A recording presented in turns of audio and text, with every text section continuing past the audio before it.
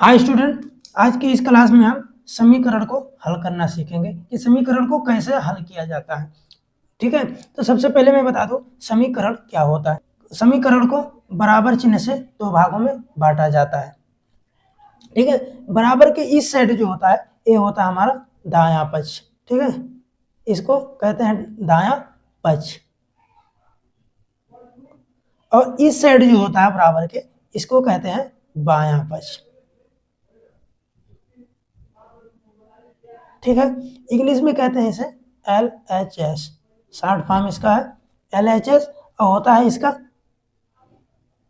Full form left hand side, और ये होता है RHS, राइट हैंड साइड। ठीक है, ये बराबर चिन्ह से बटे होते हैं समीकरण दो भागों में। ठीक है, तो इसी को हम कहते हैं समीकरण। हमारा यहाँ समीकरण एक है 5x प्लस 10 बराबर हमारा 60 है। समीकरण में मेन बात ये होता है कि जो चर संख्या होता है उसी का हम मान निकालते हैं। ठीक है, उस मान को निकालने के लिए हमें समीकरण में पक्षांतर करने का रूल भी लगाना पड़ता है। पक्षांतर करने का रूल यदि आप सबको नहीं पता है तो ये एक वीडियो में बना के डाला हूँ एकदम जीरो लेवल से कि पक्षांतर कैसे किया जाता है। आप सब लोग जाके वहां से सीख सकते हैं, इसी चैनल पे वीडियो पड़ा हुआ है। ठीक है, इसमें हमारा x क्या है, चर संख्या है, चर संख्या जो चल सके, यानी कि हमें x का मान निकालना है। ठीक है, तो x का मान हमें निकालना है, इसके साथ हमारा 5x है, तो इसको हम पक्षांतर करेंगे।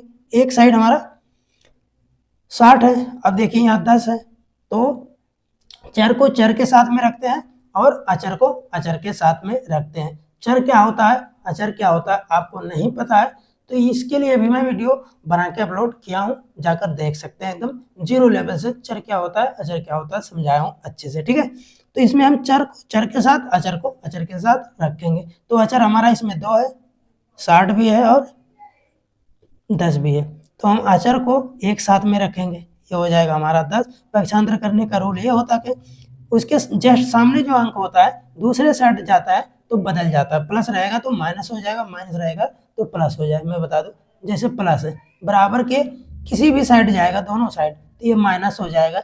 यदि माइनस रहेगा तो बराबर के उस साइड जाएगा तो ये हो जाएगा प्लस। यदि इसी प्रकार से हमारा भाग है तो दूसरे साइड जाएगा तो ये गुणे में हो जाएगा, यदि गुणे में है तो ये दूसरे साइड में जाएगा तो ये भाग में हो जाएगा। ये होता है हमारा पक्षांतर का रूल। ठीक है, छोटा सा रूल है पक्षांतर का। यदि आप लोग जीरो से सीखना चाहते हैं तो जाके हमारे चैनल पे देख सकते हैं। ठीक है, तो मैंने पक्षांतर कर दिया, अब इसको हम घटाएंगे। 5x बराबर 60 में से हमारा 10 कटेगा, ये हो जाएगा 50। अब x का वैल्यू हमें निकालना है, तो मैंने बताया कि पक्षांतर में चेंज होता है हमारा साइन, मतलब चिन्ह। यदि भाग में रहेगा तो ये इधर आके गुणे में हो जाएगा। तो हमारा देखिए यहाँ 5 क्या है, गुणे में है, इसको हम कैसे लिख सकते हैं, ऐसे 5 गुणे x बराबर हमारा क्या है 50। तो हमें x का मान निकालना होगा, तो ये गुणे में इस साइड जाएगा तो ये भाग में हो जाएगा, तो भाग में होगा हमारा नीचे 5 आ जाएगा। 5 से इसको हम काटेंगे तो ये हो जाएगा 10 बार में, तो हमारा x का वैल्यू जो है 10 आ गया। ये हो जाएगा हमारा आंसर। ठीक है, आशा करता हूँ कि आप लोग यहाँ तक सीख गए होंगे। इसी प्रकार से एक दूसरा सवाल ले लूँ। ठीक है, दूसरा सवाल हमारा ये है कि 10x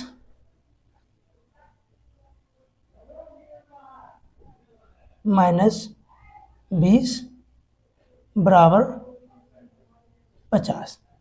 ये हमारा एक दूसरा समीकरण हो गया। इस समीकरण में भी हमें x का मान ज्ञात करना है, तो x के साथ में हमारा 10 है।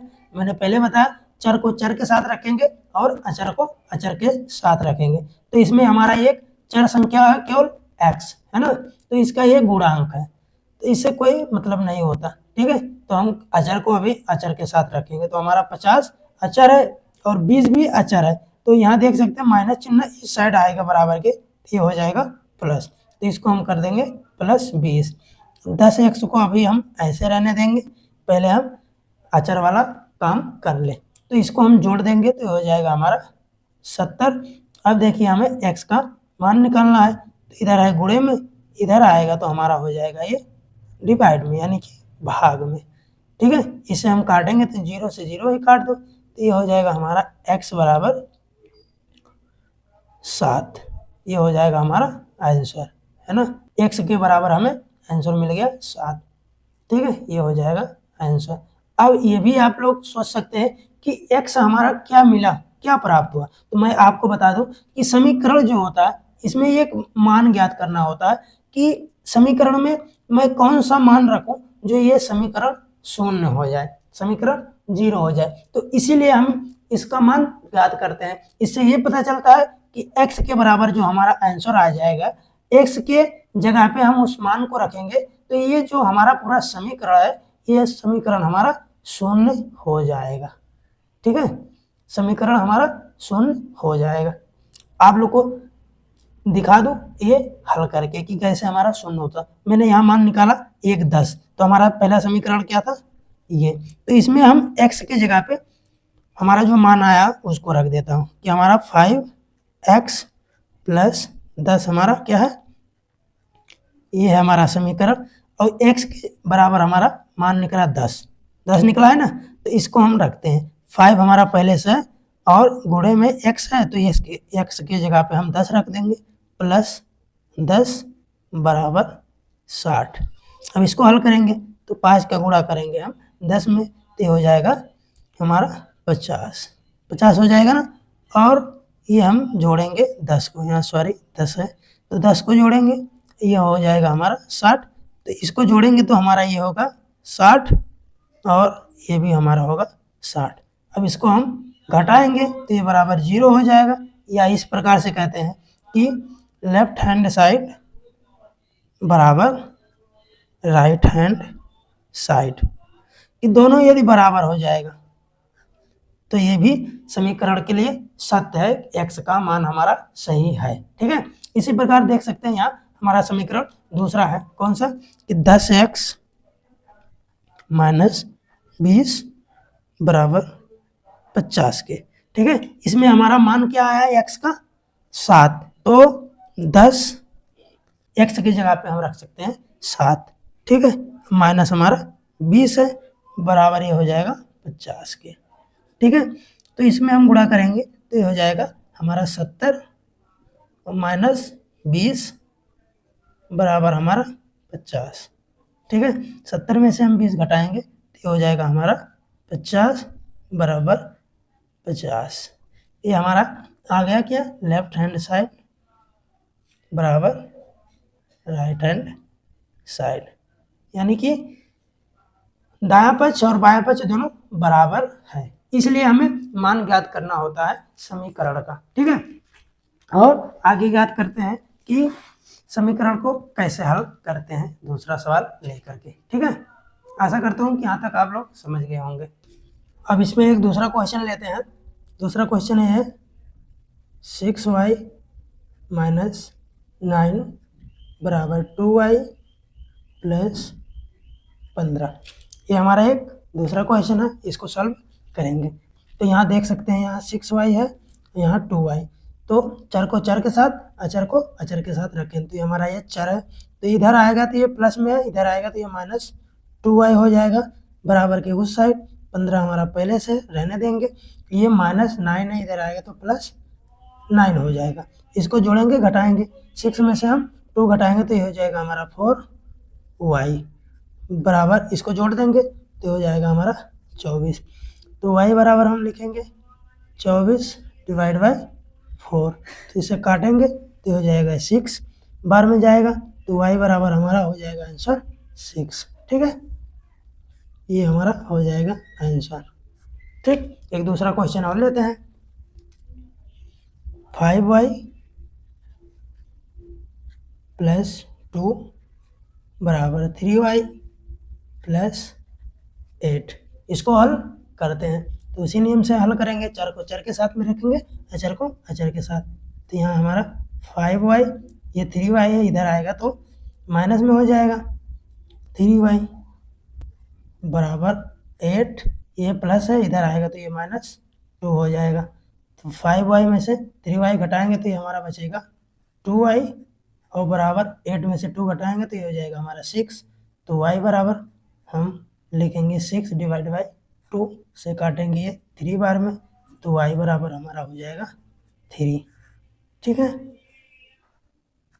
y बराबर हमारा हो जाएगा 3। एक अलग क्वेश्चन लेते हैं, x divide by 3 plus 2x बराबर हमारा हो जाएगा 14। ये थोड़ा सा अलग है क्योंकि ये भिन्न के रूप में लिखा गया। तो भिन्न वाले सवाल को पहले हम साधारण समीकरण में बदलेंगे। साधारण समीकरण में बदलने के लिए पहले हम इसको हल करेंगे। 3 से गुणा करेंगे 2x में, तो हो जाएगा हमारा 6x और प्लस हम x को जोड़ लेंगे, तो ये हो जाएगा x प्लस 6/3। ये हो जाएगा हमारा बराबर 14, और 14 में 1 से भाग करेंगे तो इसके मान में कोई परिवर्तन नहीं होगा। ठीक है, तो इसको हम जोड़ लेंगे तो ये हो जाएगा 7x/3 बराबर हमारा 14/1। अब तिरछा में इसका गुणा कर देंगे तो ये हो जाएगा हमारा 7x और 14 दिया हमारा हो जाएगा 42, है ना। अब x के बराबर हम इसमें 42 भागा हम करेंगे 7, तो 7 छक 42, तो हमारा हो जाएगा x बराबर 6। ये हमारा हो जाएगा इसका आंसर। ठीक है, आशा करता हूँ कि आप लोग समझ गए होंगे। ठीक है, अब एक अलग सवाल ले लेता हूँ, भिन्न के रूप में जो होता है हमारा। यहाँ देखिए 3x plus 3x divide by 4 plus x divide by 6 बराबर हमारा हो जाएगा ये 22। इस प्रकार के सवाल को कैसे हल करेंगे? ठीक है, ये भिन्न के रूप में है तो पहले हम इन दोनों भिन्नों को जोड़ेंगे। ठीक है, तो इसको जोड़ने का नियम ये होता है कि यदि दो भिन्न है केवल तो डायरेक्ट इसको हम पहले हर का हर में गुणा करेंगे। तो ये 4 चौक 24 कर लेंगे गुणा करके, ये हो जाएगा हमारा 24, और ऊपर हम तिरछा गुणा करेंगे, तिरछा तो 3 का गुणा करेंगे हम 6 में, तो ये हो जाएगा हमारा 18x प्लस चिन्ह प्लस लगाएंगे, 4 का गुणा करेंगे x में, तो ये हो जाएगा हमारा 4x बराबर हमारा पहले से 22 है तो इसको 22 हम रहने देंगे। ठीक है, इसको जोड़ेंगे तो ये हो जाएगा हमारा 22, तो ये हो जाएगा हमारा 22x बटे हमारा हो जाएगा ये 24 बराबर हो जाएगा हमारा 22।